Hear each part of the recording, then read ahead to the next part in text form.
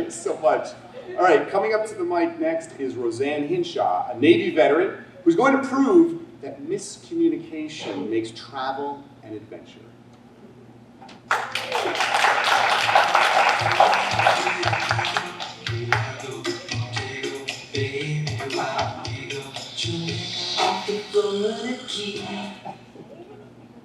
Just a little adjustment here.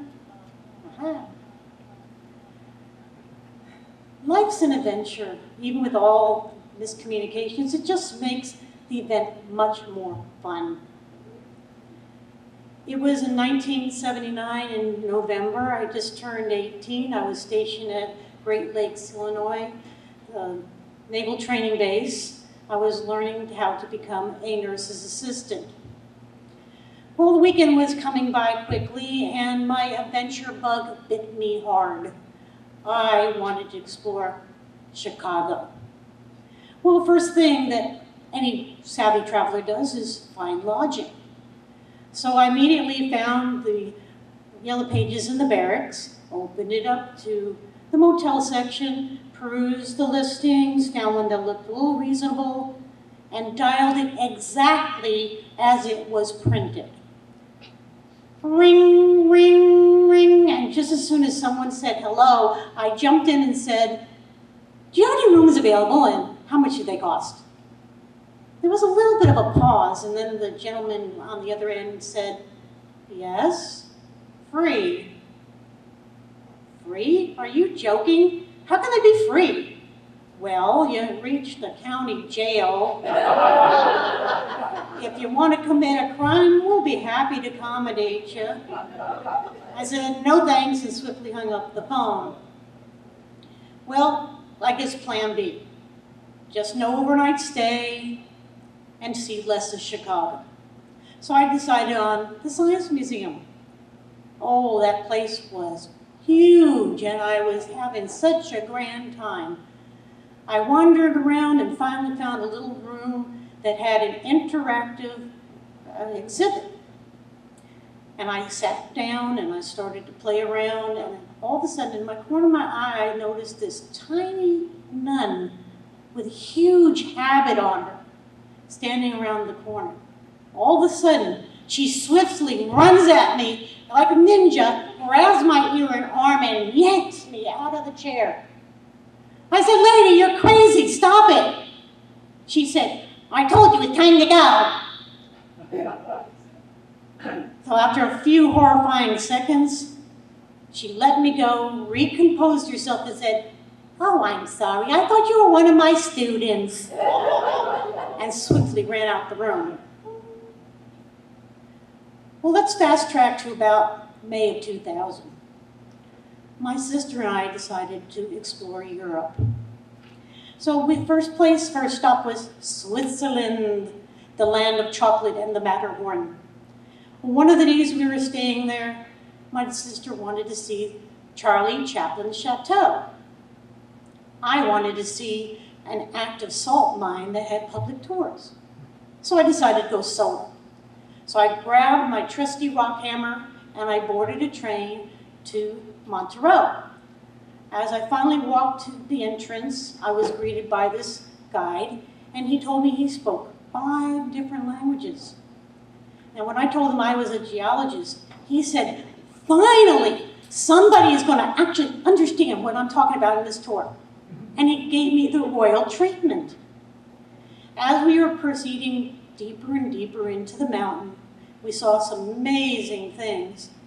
But near the end of the tour, he led us into this underground dining hall.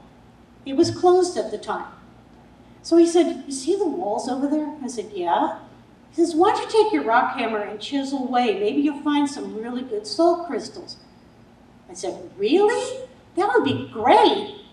So as I was complying, all of a sudden, this humongous chef comes out of the kitchen with a huge cleaver, yelling and screaming at me in French and going towards me. The guide intervened, and he just quietly talked to him, and then he went. And then the chef went into the kitchen, came back out with a crystal of salt and sulfur in his hand, and he started to present it to me. As I tried to reach for the crystals, he pulled back his hand and said, "No, no, no." And I complied. I gave him a little on his cheek, and he replied with, "Woo la la," and then gave me the crystals. Next stop, Paris, the city of love, and where all American women claim that all the Frenchmen are rude and they're forward. Well, we went to this place called Muse de Vin, which in English means Museum of Wine. It was more restaurant than it was museum. In fact, it had all these maitre d's, very fancy maitre d's with towels over their arms and things like that, and huge amount of wine. I mean, hundreds of bottles for purchase all over the walls. Well, my sister wanted to buy one to take home. Well, she decided on one, and before she decided to present it to the gentleman for purchase, I, as a savvy traveler, remember reading that if the wine has some preservatives in it, they'll be confiscated at the customs and she won't be able to take it into the US. Well, there was a couple problems. First of all, the gentleman helping us didn't speak English. He only spoke French. We only spoke Pidgin French. You know, just enough to get by and to be polite. And the third thing was we didn't know how to say preservatives in French. Well, it sounded French, so we winged it. Qu'est-ce que c'est la vin? That preservatif? All of a sudden he started getting blush and flush and he started sweating and something must be wrong. We just remembered that we had our pocket dictionary and took it out, opened it up to the French section, found the word preservatif, found out it was named condoms. We were asking, does the wine come with condoms? Just like, we're sorry, oh no, my gosh, no, we didn't mean it. Well, the moral to that story is, either do your research before you speak, or have your wine in 662. Now, would you agree that miscommunication makes the events much more fun? Yeah. Thank you very much.